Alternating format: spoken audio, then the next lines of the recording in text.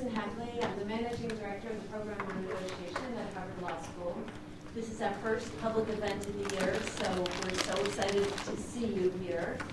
And we're so excited to invite this wonderful local author who's written this incredible book that ties together negotiation and politics and secrecy issues and all kinds of relevant things, but related to the Civil War. We have a sign-up list here. If you aren't on our event list and would like to be, please give us your contact information. And afterwards, there'll be copies of the books for sale and to be signed, so think about that for your holiday giving. And now it's my pleasure to introduce Jim Conroy, who, as I said, is a local. He's a founding partner of a Boston law firm, Donnelly, Conroy, and Gelhar, and formerly a litigation partner at Nutter, McLennan, and Fish. He earned his law degree at Georgetown University Law School, and his BA was in political science at the University of Connecticut with a minor in history and a master's in international affairs at George Washington University. He has taught at Suffolk University Law School, and he served as press secretary for the United States Senate Committee on the Budget and was a speechwriter for its chairman, Senator Muskie, Senator Ernest Hollis, and has written for many distinguished audiences. It's a great pleasure to introduce you and welcome you here today, Jim.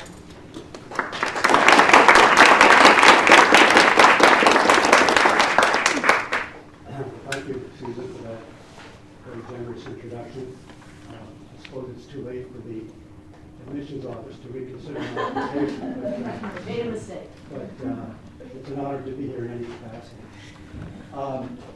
I should say before I get started that I've put together a slide presentation to go with this, this presentation, which consists primarily of old black and white Civil War photographs that have been colorized by computer technology. You might think that they'd be kind of schlocky, hand-painted things, but most of them are really quite striking, and they give, I think, an immediacy to the personalities and the people involved here that helps bring it to life. I think it should start, it's best to start with the star of the show, Abraham Lincoln. This is a photograph of Lincoln in 1860, just at the time of his election to the presidency at the age of 51. As I think you can see, he's a vibrant, relatively youthful 51, confident, projecting a sense of energy, and coming into this office with the expectations that every president, no doubt, brings to it.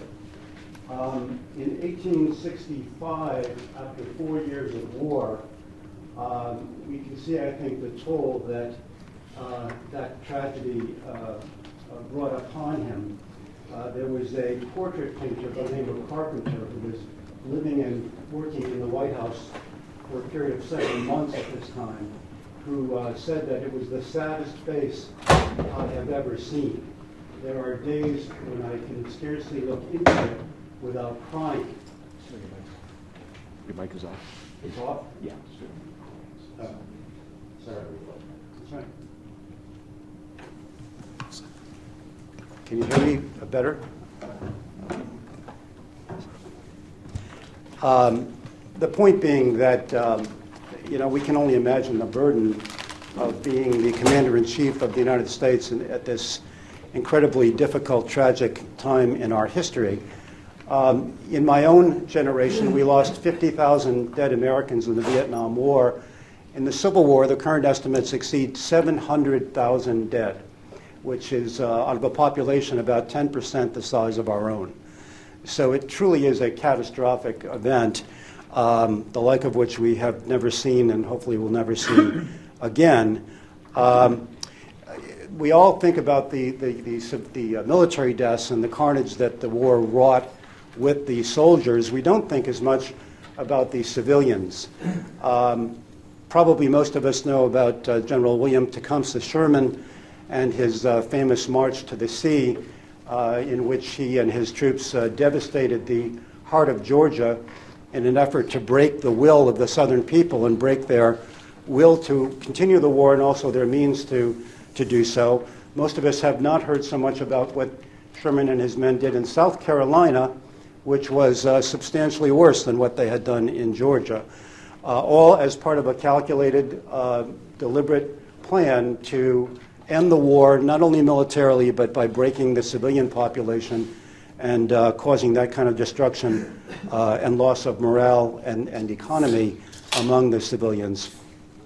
This is a shot of a house that had been shelled outside of Petersburg, Virginia, or in Petersburg, Virginia, where at the time of the Hampton Roads Peace Conference, Robert E. Lee's Army of Northern Virginia was dug in just to the south of Petersburg, with Grant's army dug in opposite them in a kind of a trench warfare scenario, similar to what would happen 50 years later in World War I.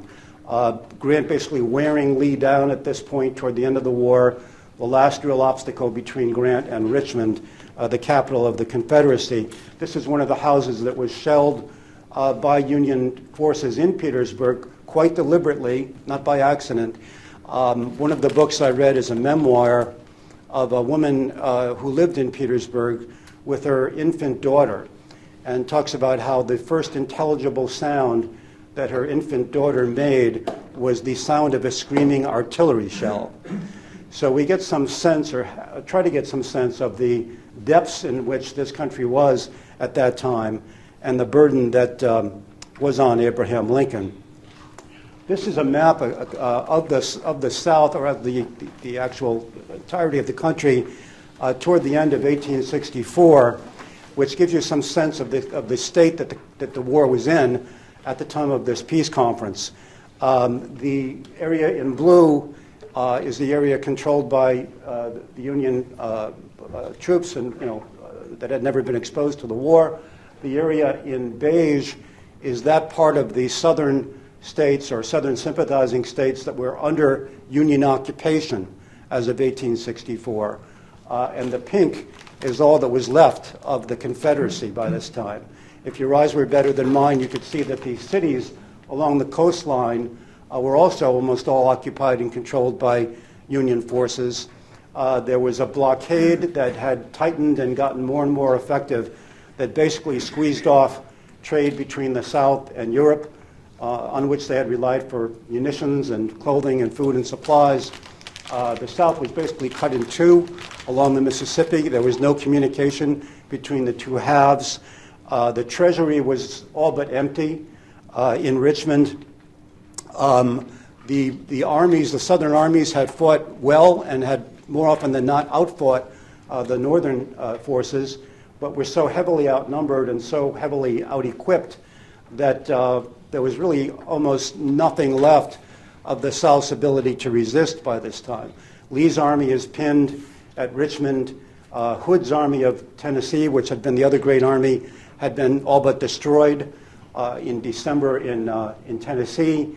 And what was left was really pockets of isolated resistance.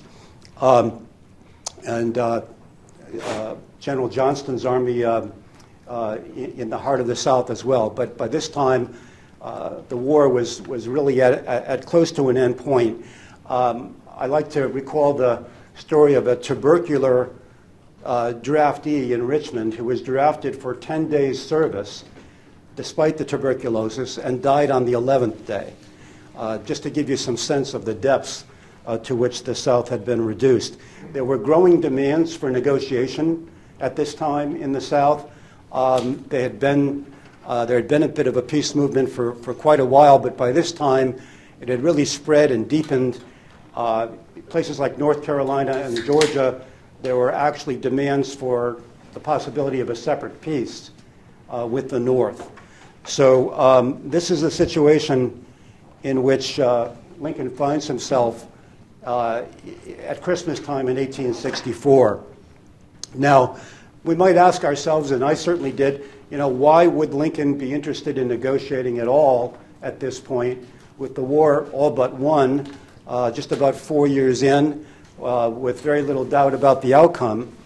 And I think that becomes clear once you read about Lincoln's character, first of all, and also about his priorities at that time, the number one priority of which was his desire to end this war as quickly as he could, to stop the killing, to stop this destruction and this carnage that was taking place, civilian and military, and also to try to find a way for the Southern people themselves, if not their leaders, to voluntarily come back to the Union so that he and others could begin to heal the country and put it back in a place where it could go forward in a unified way and put this terrible tragedy and destruction behind them as quickly as they could. Every negotiation, I think, begins with what the parties want. That's, I think, the first thing that Lincoln wanted in terms of generalities, to end the war as quickly as he could, to try to get a way to do it by a political compromise, a political solution. He articulated three basic indispensable conditions, as he called them, for a peaceful resolution in his State of the Union message at the end of 1864. The first was reunion. That's indispensable, not negotiable. The second is that there would be no truce, there would be no cessation of hostilities until the South agreed to reunion. No breathing room for the South until they agreed to reunion. And third, that there would be no backward steps by the chief executive on the question of slavery. Now, I don't have time in the time allotted here to get into all the politics and the depth of all of this, but I think we who live in 2014 have an image of Lincoln and the politics of the time that, unless we are historical experts or Civil War experts, is, I think, a mistaken one. Lincoln was beset on north and right in his own polity by conflicting forces, conflicting pressures. The dominant mood in the country was not in favor of abolition. There certainly were many abolitionists, and it was a strong current in the Republican Party in Congress, but the Democrats certainly were not, and many of the more moderate Republicans were not abolitionists. So when Lincoln says that there will be no backward steps on the question of slavery by the chief executive, when you kind of parse that out as a lawyer does, what you see is not that he's saying there must be abolition, not that he's saying that there will be no slavery, but that I, as president, will take no backward steps. He says nothing about forward steps. He says nothing about Congress or the courts. I actually worked to some degree with a true Civil War expert at Wake Forest when I was working on the book, who told me that it took a lawyer to smoke him out, was the way he put it. He had studied this question for quite a while. Paul Escott is his name, and he wrote a much more academic and intelligent book than I did. But he had kind of missed this thought of how a lawyer would position this. The chief executive will take no backward steps. We have to keep in mind, too, that the Emancipation Proclamation was limited in scope. It only freed slaves who were in the parts of the country that were in rebellion at the time the Emancipation Proclamation issued. That did not include, I guess, 2 or 3 dozen specific counties of the South that were already under Union control and had basically submitted to Union control. All of those slaves were going to remain slaves. It didn't eliminate the institution of slavery. All it did is free the individual slaves in those places. And third, it didn't have any meaning in the places where the Union was not in control because they had no power there. So it was a very limited document, and it was also going to be challenged after the war legally, what its scope was, what its authority was. So all of that said, there were many obstacles to this desire Lincoln had for a negotiated peace. Obstacle number one being Jefferson Davis, who rejected the very possibility of anything but Southern independence and the very possibility of defeat. notwithstanding the situation that the South was in, they're completely on the ropes, no reasonable chance to win this war, Davis would not hear of anything but the possibility of independence. He actually said that if the Southern people ultimately decided that they wanted to have a reunion, they could certainly have it, but they would need another president to put it into effect. He was not going to do that, no matter what the circumstances were. Now, what does Davis want? We've talked about what Lincoln wants. What does Davis want as this negotiation begins to come into place in 1865? And we'll talk in a moment about how that came to be. Davis wanted pretty much the mirror image of what Lincoln wanted. First of all, as I say, independence, the independence of the Confederacy. Second, that the Southern states would decide their own, quote, domestic issues, by which he meant slavery.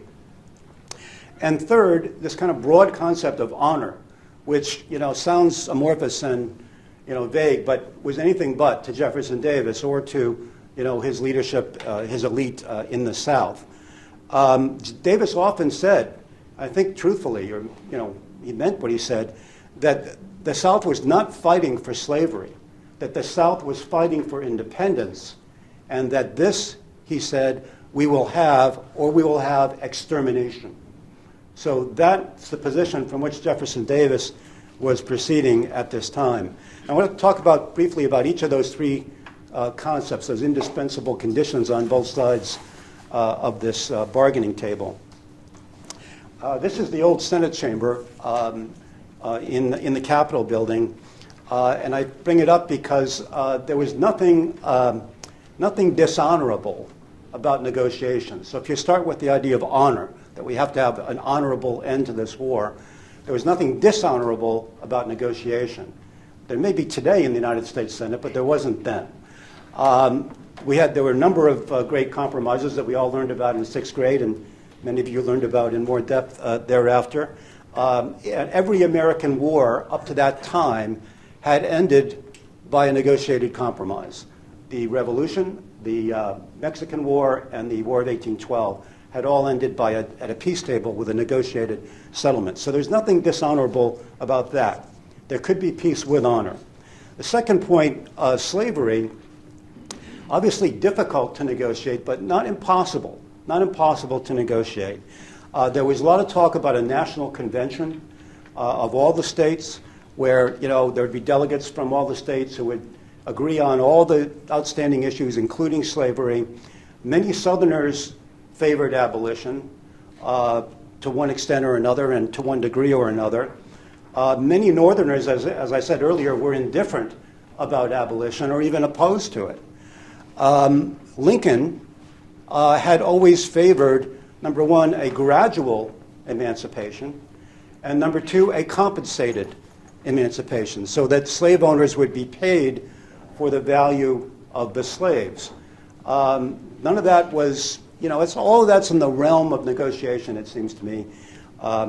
What really was the rub is the independence issue. There's no way to have, half independence and not, the other half. You're either independent or you're not. And what we really have here is a question of what we would call today regime change. We're not here negotiating with Assad, about how much power he's going to have. We're taking the position that Assad has to go. We took the position that Gaddafi had to go. We took the position that Hitler had to go. There was no negotiation involved with that, and there's no negotiation involved with it here either. On top of that, apart from Davis refusing to negotiate for reunion, Lincoln refused to negotiate with Davis at all, because to do so, in his mind, would be to legitimize the Confederate government, which was something he was not ever going to do, no matter what the circumstances were. So we have a difficulty here to try to find a way to resolve this. This is the fate that much of the North anticipated for Jefferson Davis. The caption says, "Jeff Davis on the right platform." There was, this was no joke. There was I think a majority opinion in the Congress, certainly in the Senate, that not only Jeff Davis should be hanged, but as one member said, we should hang a baker's dozen of the Southern leadership. So we're talking about physical survival of the Confederate leaders as well as the survival of the country that they had founded and had spent hundreds of thousands of lives on. This is Gideon Welles, Lincoln's Secretary of the Navy, an old Connecticut Democrat, probably Lincoln's favorite guy. He used to call him Uncle Gideon. Another cabinet member called him a man of no decorations. Very straightforward, authoritative figure. He's got a terrific diary that's a great source for this and many other things. And Gideon Welles says in his diary at the end of 1864 that Lincoln is eager to find a way to end this war, but who can he treat with and how commence the work? I don't have time to go into how he got to this table in any depth, but I can tell you that no novelist would contrive the story. I'll go through it very quickly. This is the Emperor Napoleon III, who sat on the throne in France at the time and had grabbed Mexico with 35,000 French troops while the Civil War was raging in 1863. Most of us don't know that. I didn't know it until I did my research. Obviously, antithetical both to North and South. It's like Putin says having, a NATO army on his border in Ukraine, if that were to come about. But too distracted, too, engaged in their own civil war to do anything about it. This is Francis Preston Blair, who is the origin of these negotiations, a Washington power broker since Jackson. His home, Blair House, is still Blair House. His country house, way out in the country, Silver Spring, is where Silver Spring, Maryland is now, inside the Beltway. He was uniquely positioned to try to find an end to this war because he had been a mentor to Lincoln and a father figure to Jefferson Davis. Davis had been sent away to college when he was 13 years old to Transylvania University, which was right on Blair's doorstep, and he and his wife had taken Jeff Davis under their wing and been, a mentor to him ever since. So he's in this unique position to try to bring the two of them together. And he comes up with this harebrained scheme, I think is the only clear way to say it, where essentially the northern and southern armies will combine, invade Mexico together, eject the French from Mexico, and then, kind of embrace on the old battlefields where they fought together in the Mexican War. And reunion will follow, Blair says, as night to day. No need for fancy, convention or politics. We'll just embrace each other and fix this up. We'll get under the hood and fix it, as some of you may recall a certain presidential candidate a few years ago saying. The essence of this, then, is that Lincoln allows Blair to go down to Richmond and do this kind of shuttle diplomacy back and forth between Richmond and Washington for a couple of weeks to try to come to some way to get these parties to come together. Lincoln has no interest at all in this Mexican scheme, but when Blair tells him there's this growing peace movement in Richmond, and a lot of his old cohorts, his old Democrats, fellow Democrats in Richmond are telling him they're ready for peace, and there's a great body of public opinion that wants peace now, Lincoln is very intrigued by that and sends Blair back to Davis with a letter that says he's ready and willing to accept agents to negotiate peace for our one common country. In the meantime, Davis sends a letter saying he's willing to negotiate peace for the two countries. And we're back at the loggerheads again. This is the Confederate White House, as some people call it, in Richmond. Still stands today. Davis, though, sees himself besieged by this peace movement, by this crumbling support in the country for the war, has to find a way to mollify the peace wing and marshal support for this war rather than to fold in any way. So what he does is he summons to the Confederate Executive Mansion the three leading doves in the Confederate polity and appoints them as his envoys to go try to negotiate this peace agreement. I'll come back at the end to why I think he did that. He gives them the authority to negotiate, as he puts it, any treaty except reunion. So the one thing that he knows Lincoln will not ever agree to is the one thing that he tells them they have to insist on. He sends them into this negotiation. Go to it, peace doves, see what you can do. The leader of this peace delegation, if you want to call it that, is Alexander Hamilton Stevens, who is the vice president of the Confederacy under Davis. Very brilliant guy, but a very eccentric character. Weighed about 90 pounds. His nickname, both friend and foe, was Little Alec down in Georgia. And he was probably Davis's most ardent and most vocal adversary. So you can imagine Joe Biden walking around the country bad-mouthing Barack Obama in Maine and Nebraska, but that's exactly what Stevens was doing in the South. At one point, Davis referred to him as the little pale star from Georgia in this kind of condescending way. And Stevens, in turn, referred to Jeff Davis as an imbecile. And this was in public, so you can imagine what they were doing in private. The second member of the peace delegation is John Campbell from Alabama, who had been a justice of the United States Supreme Court. I say in the book he may have been the smartest man in America. He matriculated at the University of Georgia at the age of 11, graduated in 3 years at 14, went on to West Point, became a lawyer at 18 by special act of the legislature. Was a very moderate person for his day and his time, very much for abolition, gradual process, and otherwise an advocate for peace negotiations. Like Stevens, he had been a unionist from the start.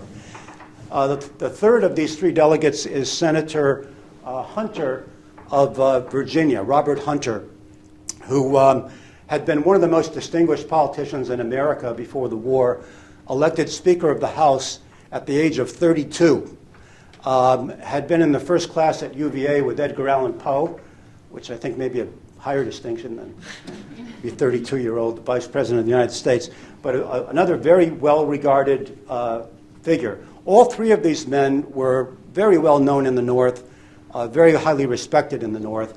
So Davis sends them to negotiate this deal if there's a deal to be had. Meanwhile, General Grant here is a figure in the book that I don't have time to get into because he's not central to the negotiations, but he helps the Southerners get to the table, resisting not only the orders of his superior, Edwin Stanton, the Secretary of War, but actually the orders of the President of the United States. Sits down and wines and dines these three peace commissioners at his headquarters, has a party for them with 50 of his most senior officers, and eventually manages to convince Lincoln to see them, that he thinks they're sincere about trying to find a way to end the war. I leave you to the book, and it's not a teaser, I just don't have time for it, but it's really quite a story.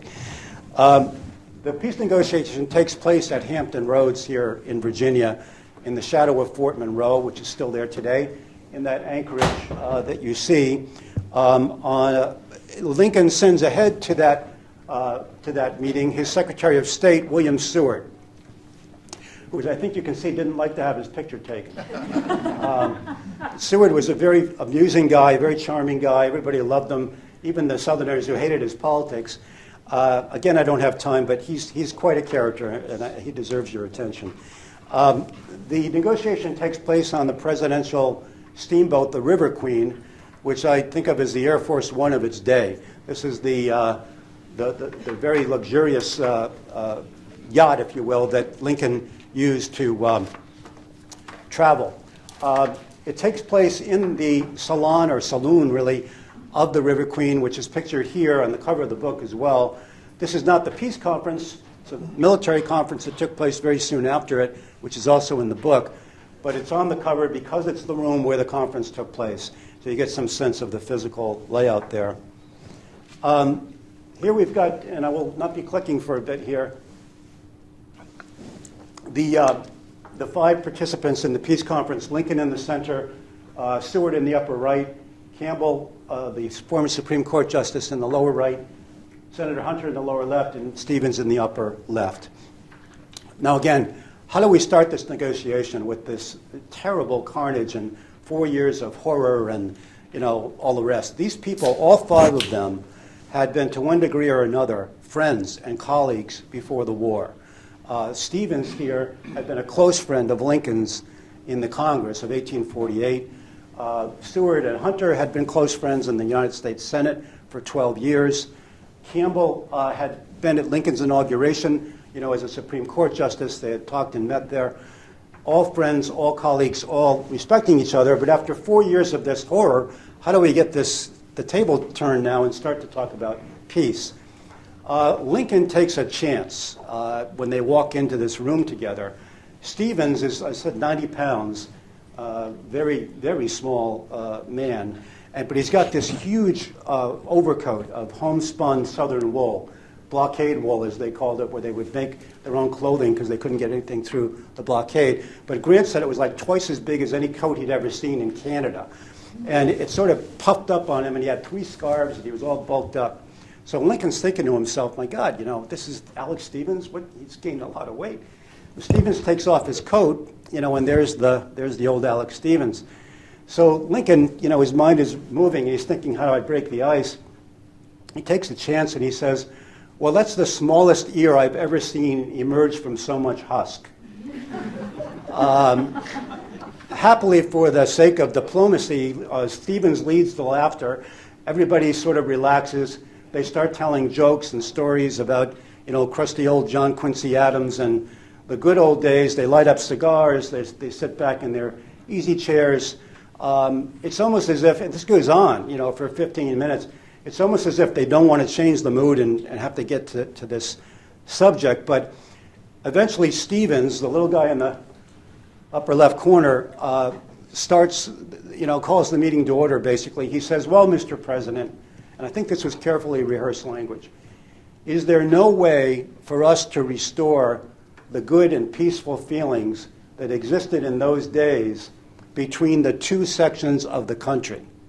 So he's saying, A, we were buddies, we were brothers, we were colleagues before, we can do it again, and B, the 2 sections of the country. So he's sort of starting off on the right foot.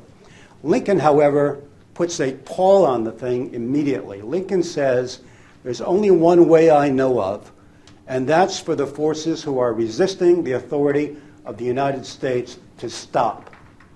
And as Campbell later says, there's like a silence comes over the room because they're expecting him to talk about Mexico and all that. Blair had told Davis that Mexico was in Lincoln's consciousness, that he would agree to something like this. So they're kind of blindsided. They don't really know what to do or what to say next.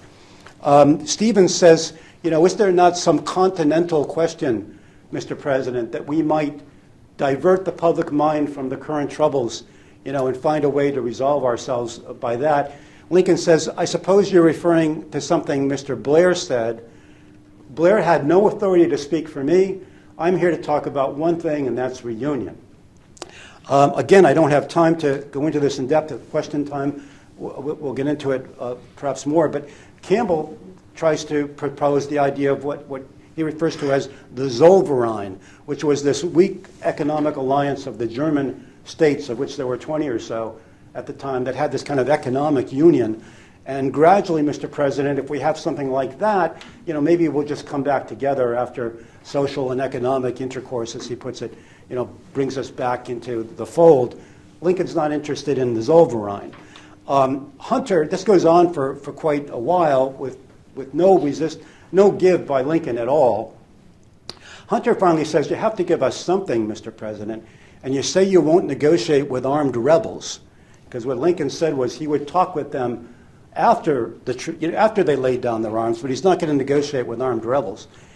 So Hunter says, Charles I negotiated with armed rebels. There's ample precedent for this. And Lincoln says, well, I don't pretend to be bright.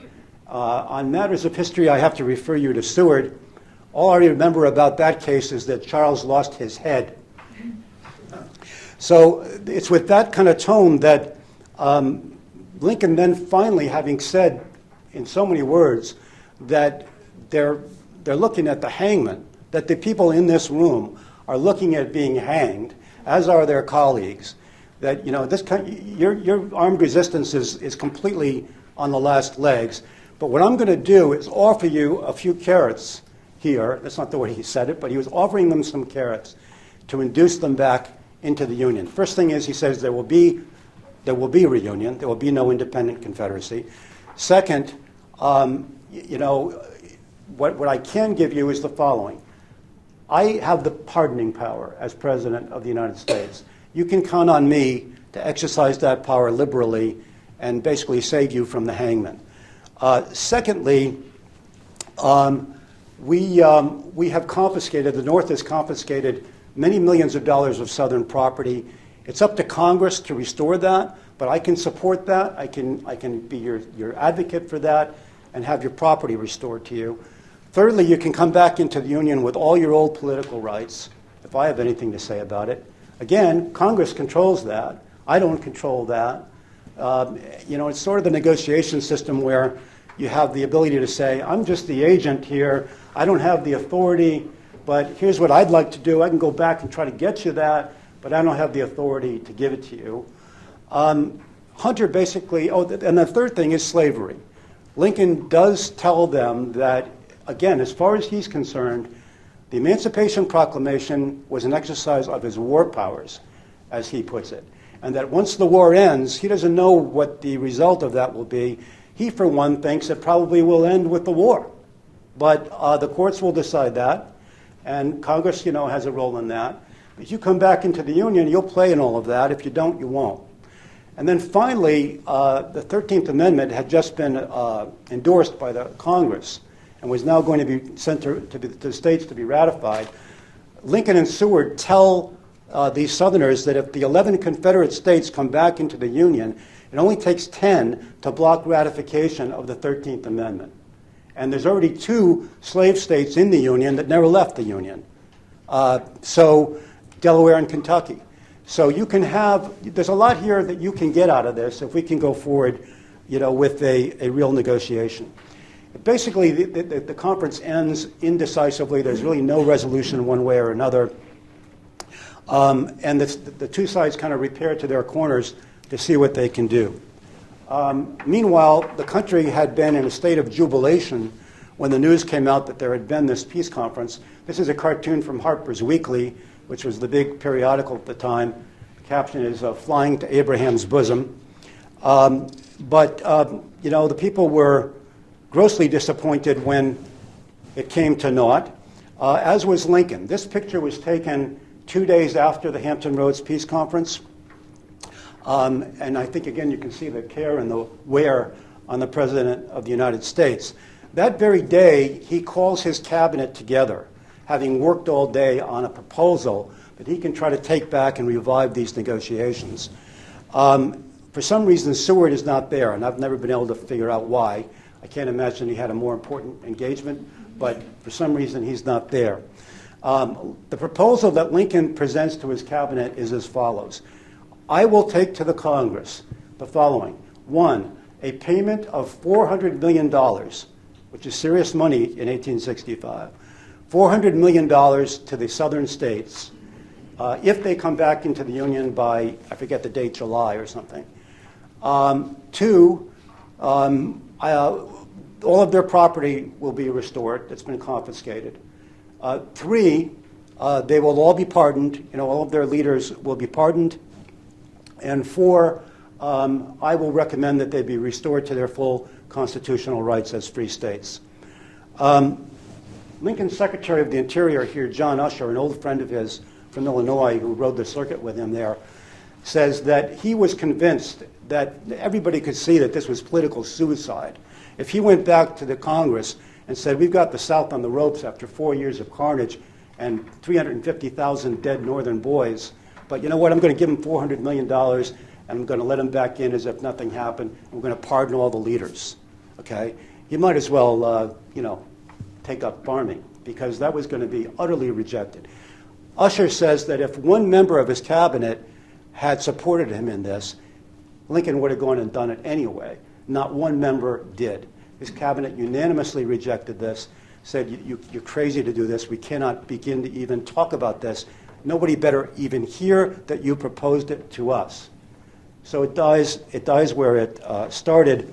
Lincoln folds up this written draft that he had prepared and writes, as I say in the book, I think, a note to posterity, saying that he had presented this proposal to his cabinet and they had unanimously rejected it.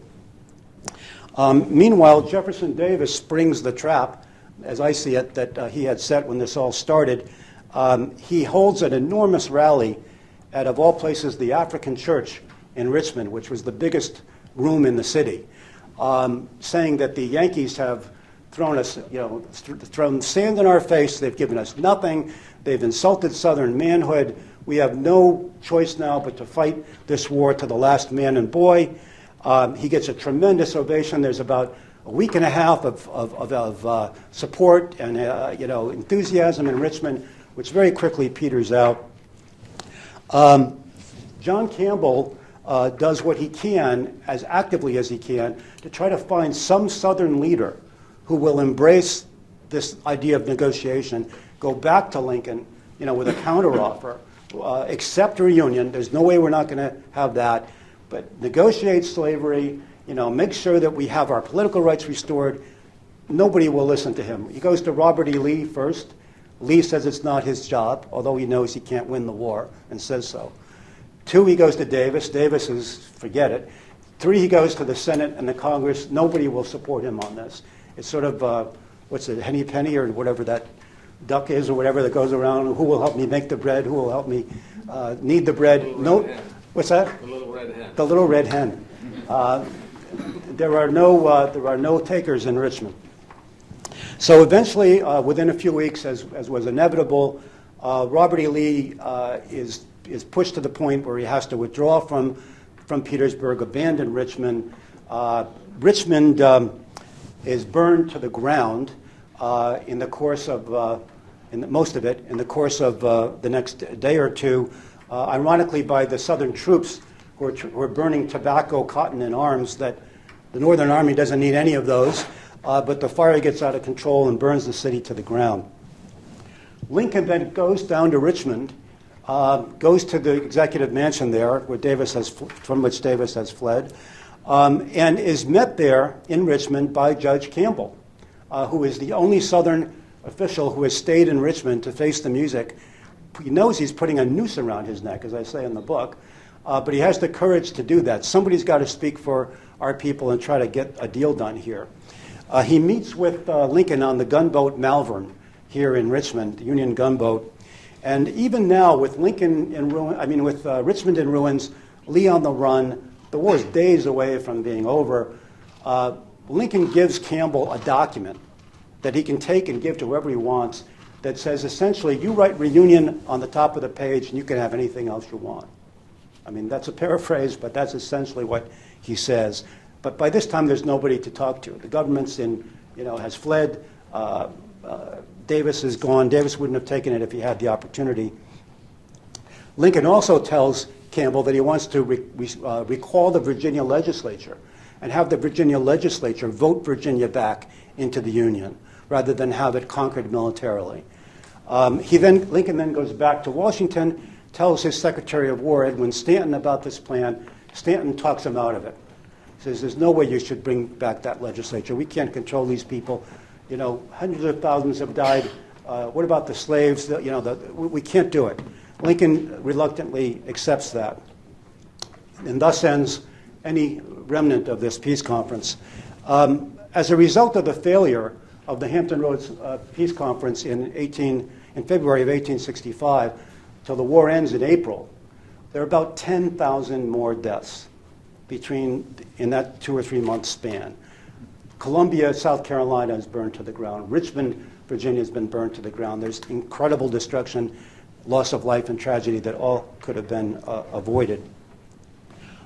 We all know Ford's Theater and what happened there, but probably you don't know that there was a knock on the door here at the back of the box shortly after Lincoln arrived, and a messenger with a telegram from Richmond saying Judge Campbell and Senator Hunter want to meet with you and speak with you and try to find a way, again, still, to reconcile the country peacefully. Lincoln reads the telegram and says, "I will deal with this tomorrow," and puts it down. 10,000 dead, as I said, as a result of the failure of this conference, including that particular individual who died at Petersburg in March, and the destruction of Columbia, as you can see, and many other southern cities as well. That is essentially the story. I did want to give credit to the great guys who do these Civil War slides. There's a website there if any of you are interested. There's also an audio book, and of course you know about the book, the physical book. Thank you.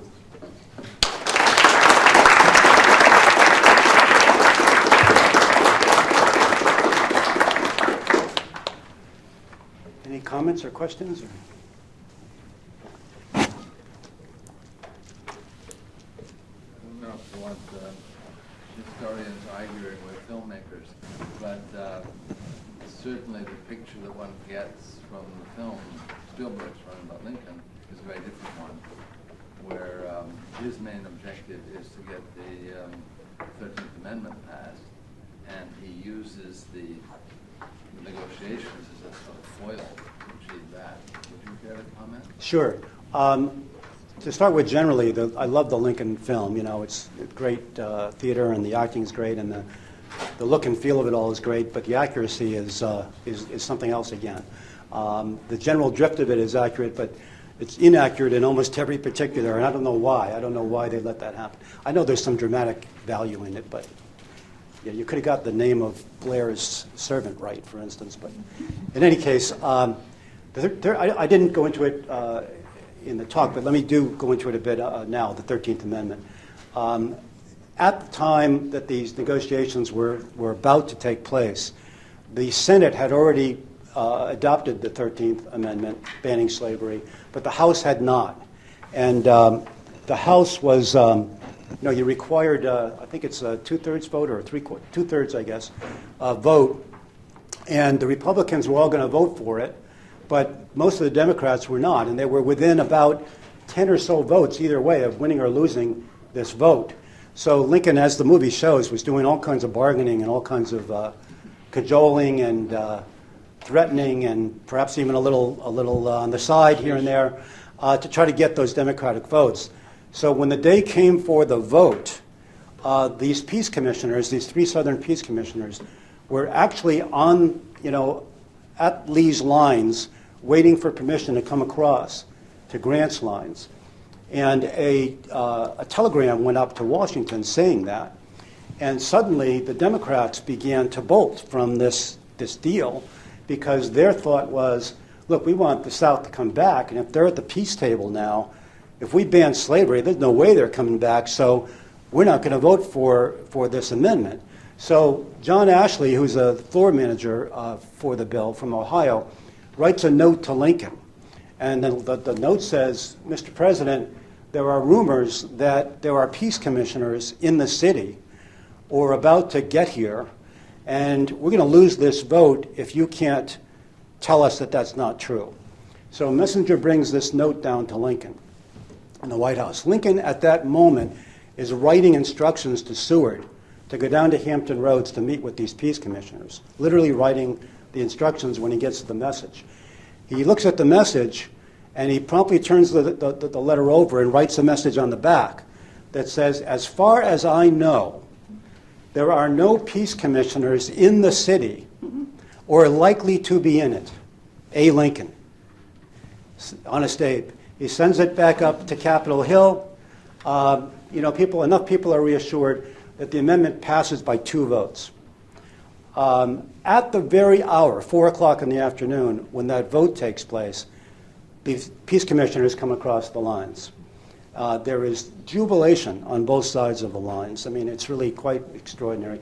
People are running out and embracing each other, chanting, peace, peace, peace.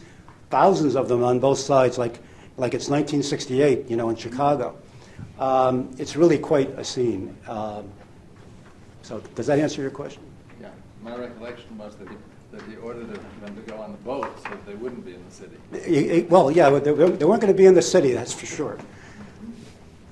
Yeah. I want to talk a little bit about what might have prompted, or what Lincoln might have done with his cabinet to get a different outcome? Because it seems like, or you were just saying that there was a desire on both sides for peace at that point, and certainly people were aware of the cost.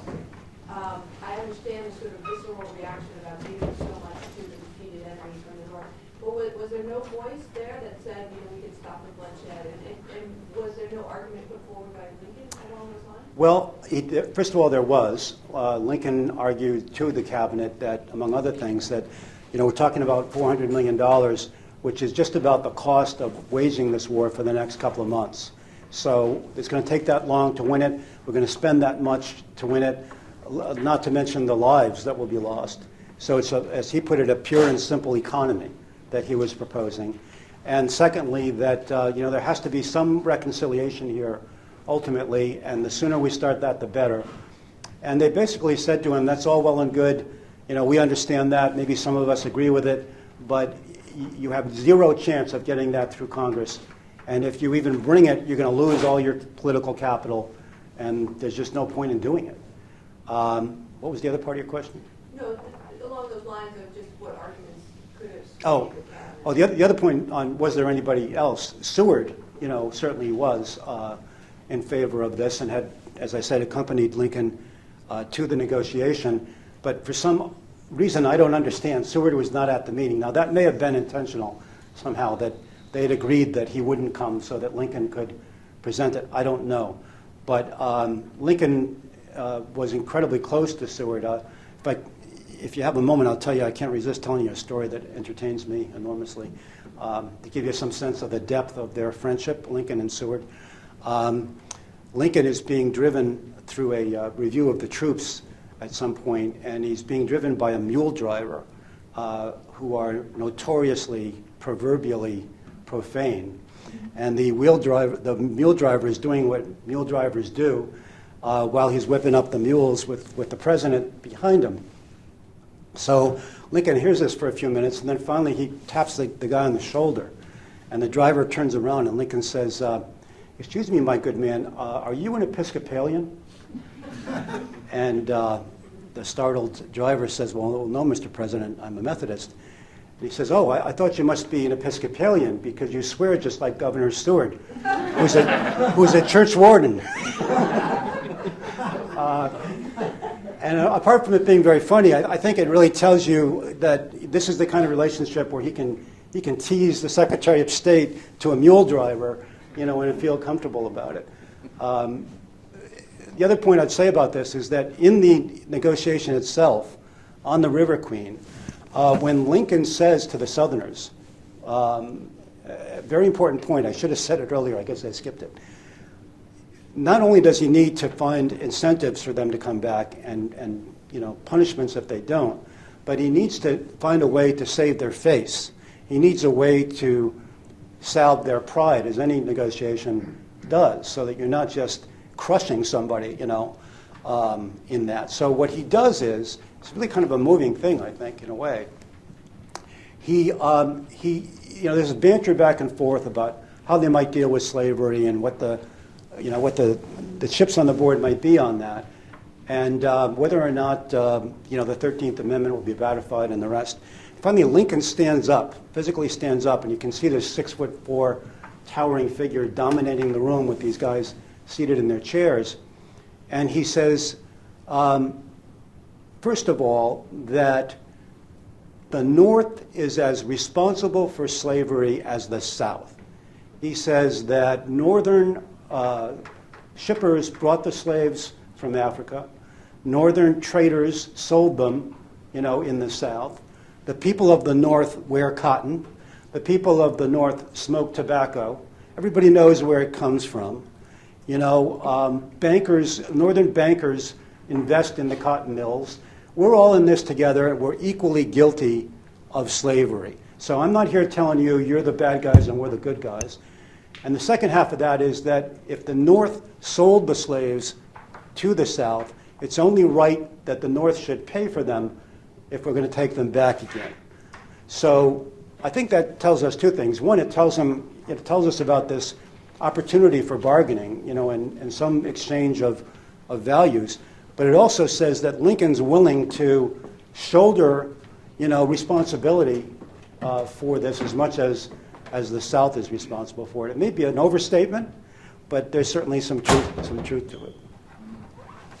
Could you just remind us a little bit or expand on how the war did end and what the terms of surrender were and in the months right after this? Sure.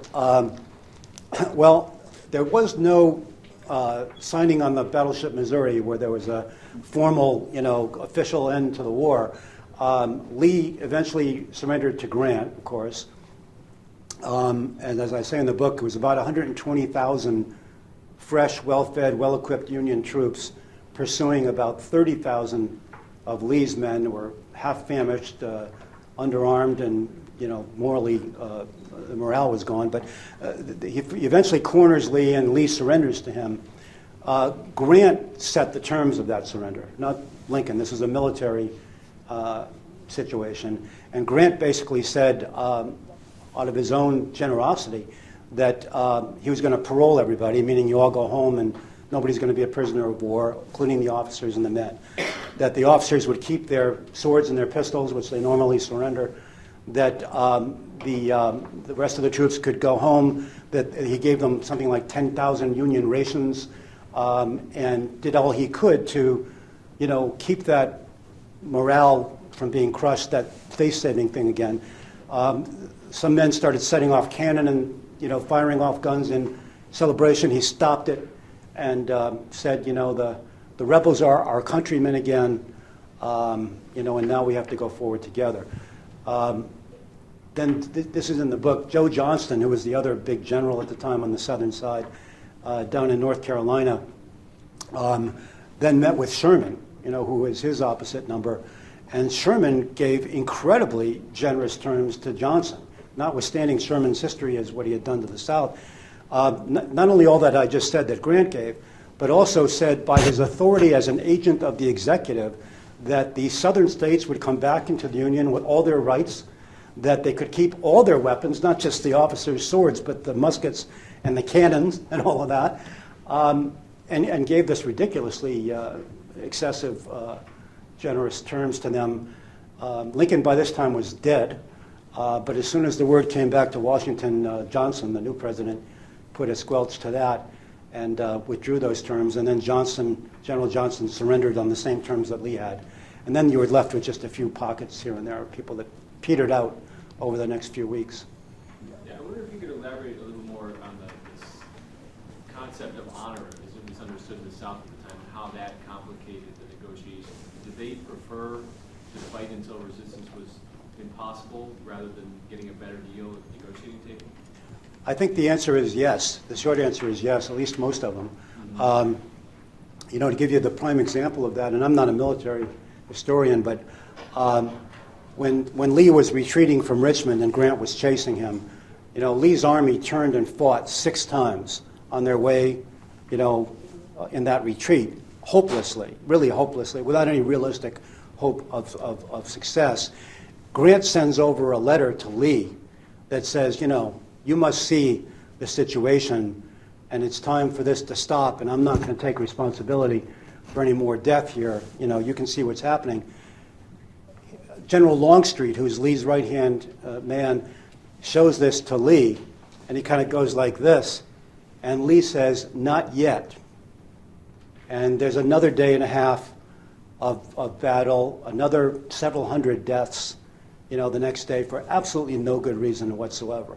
So I think that maybe illustrates how honor really drove those people. It was big in the North as well, but not nearly as it was in the South. Just to follow up on this concept of honor, you mentioned, Lincoln's draft proposal that he showed his cabinet would have been political suicide. So would you conclude from that Lincoln was really willing to sacrifice his future political career for peace?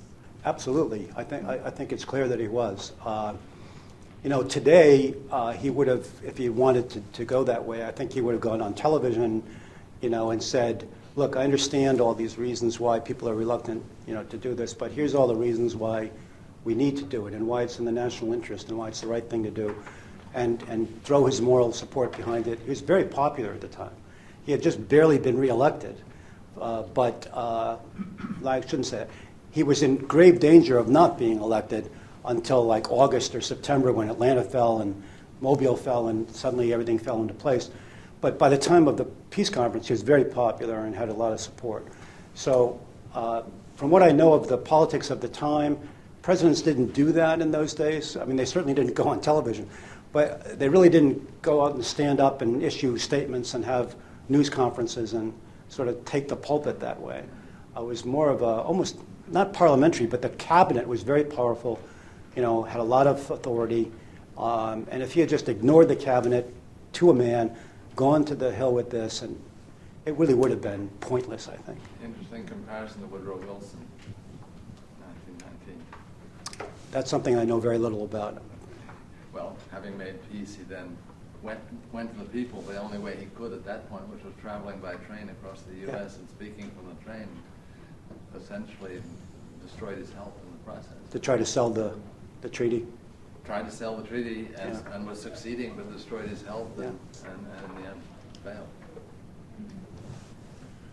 How many meetings did the negotiators have together, and how many hours were they together negotiating? Just one meeting for 4 hours. Just one. Yep. Yep. And, you know, they had wanted to have another.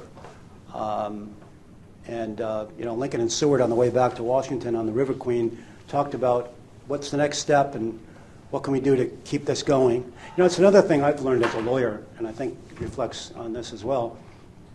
You know, you go to a mediation, you try to settle a case, and you know, it's one of those cases that's really, really hard to settle, and you don't settle it at the mediation. But people haven't been throwing objects at each other, and people haven't been screaming, and you know, they're talking, and at least there's a mood and a mode now where there's an effort to try to settle it, so that rather than just stop and give up, you say, okay, you know, we're going to come back tomorrow, we're going to come back next week, and you keep that process going. I've seen it many, you know, a number of times where it looked like you hit a wall and you can't do it, but if you take a breather, go back, think about it, you've got to keep the momentum going, though. If you go back to litigation mode again, you know, it kind of destroys the mood, and I think that's what, if Lincoln hadn't been assassinated even after this, he still would have, you know, put his full weight behind a more accommodating resolution. You know, after the war, the South was under military occupation for 7 years. Most of the states were not admitted back into the Union for years, and it was basically a conquered territory. After which we get 100 years and maybe more of bitterness, and maybe still some of that still haunts us. What brought you to this story? What made you want to write this book? Well, much as I love my day job, I always wanted to write history. For years I was looking for a subject. I wanted to find something narrow that, you know, hadn't been beaten to death by everybody, and couldn't really find anything. And then I was reading Shelby Foote's trilogy on the Civil War, and there's a passage in there about these Southern Peace Commissioners, which I had never heard about, coming across the lines between Lee's army and Grant's army, and this tremendous jubilation and people embracing and cheering and throwing their hats and all that. And I thought, well, that's human, you know, that's interesting. And I looked at it, and nobody had written a book about it, remarkably enough, in 150 years. Maybe the only one left that nobody's written about.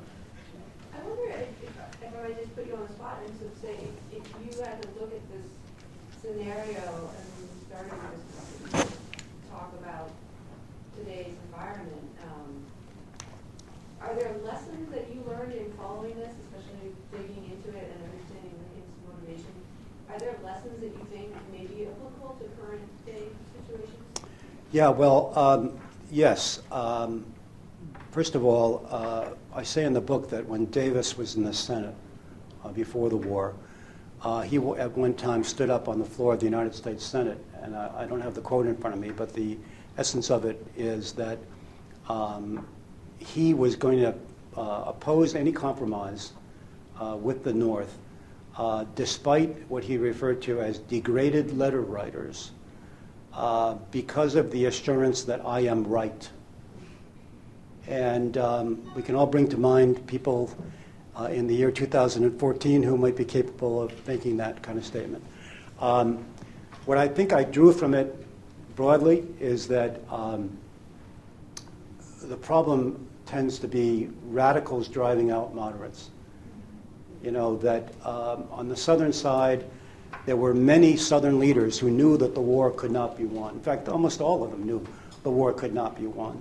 And they knew that it would be in their people's best interest to negotiate something, to get something out of this, and to go in with their heads up and have some kind of orderly reunion.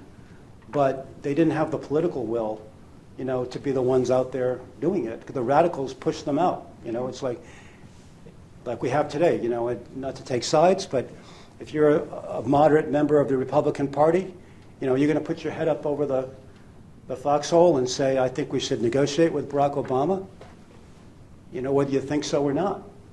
And so the lesson, that's the fundamental lesson, I think, is that we have to find a way to keep radicals from driving out moderates. Okay, thank you. Thank you.